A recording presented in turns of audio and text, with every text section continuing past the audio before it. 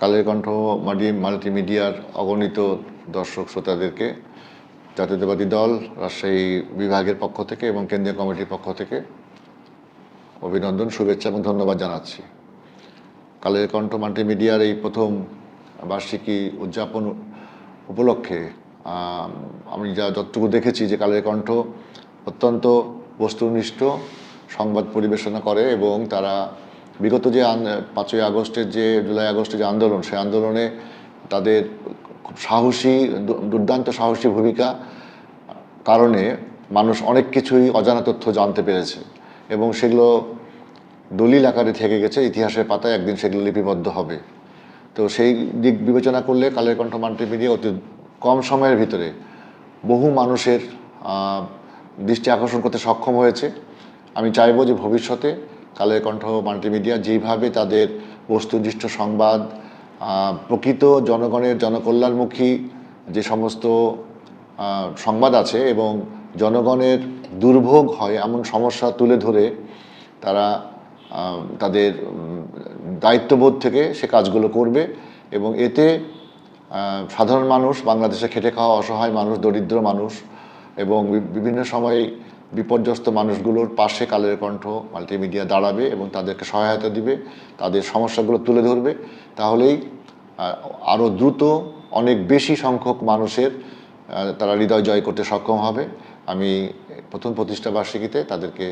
অভিনন্দন এবং শুভেচ্ছা জানাচ্ছি। কণ্ঠ মাল্টিমিডিয়া বিগত জুলাই আন্দোলনের সময় তাদের এই আমাদের কি বলে যেভাবে তারা মানে জীবনের ভয়কে উপেক্ষা করে সেই সময়কার যে নারকীয় ঘটনাগুলো দেখেছে। টানা 7মবারের মতো বেস্ট টিস্যু পেপার ব্র্যান্ড হিসেবে স্বীকৃতি পেয়েছে বসুন্ধরা টিস্যু। যে পুলিশের এবং আইনশৃঙ্খলা বাহিনীর যে উদ্ধত আচরণ তারা এবং তাদের যে নির্বিচারে গুলিবর্ষণ সাধারণ ছাত্রছাত্রী শিক্ষার্থীদের উপর, জনগণের উপরে, এবং তারা পাশে নিয়ে আওয়ামী দোসর এবং আওয়ামী লীগের সমস্ত লুটেরা গুন্ডা বাহিনী তারা অস্ত্র হাতে প্রকাশ্য দিবালোকে যেভাবে মানুষের শিক্ষার্থীদের উপরে হামলা চালাচ্ছিল এবং তাদের উপর যেভাবে নিপীড়ন চালাচ্ছিল, সেইটা কালের কণ্ঠ খুব কাছ থেকে তাদের সাহসী সাংবাদিকতার মাধ্যমে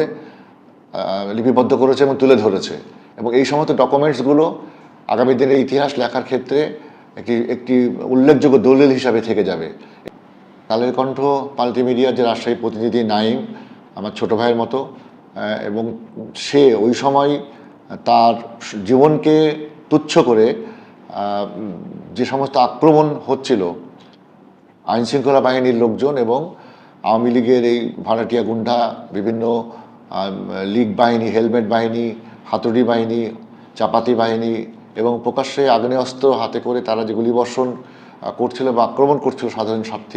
শিক্ষার্থী এবং নিরীহ ছাত্রদের উপরে, এবং সেক্ষেত্রে জীবনের ঝুঁকি নিয়ে এই সমস্ত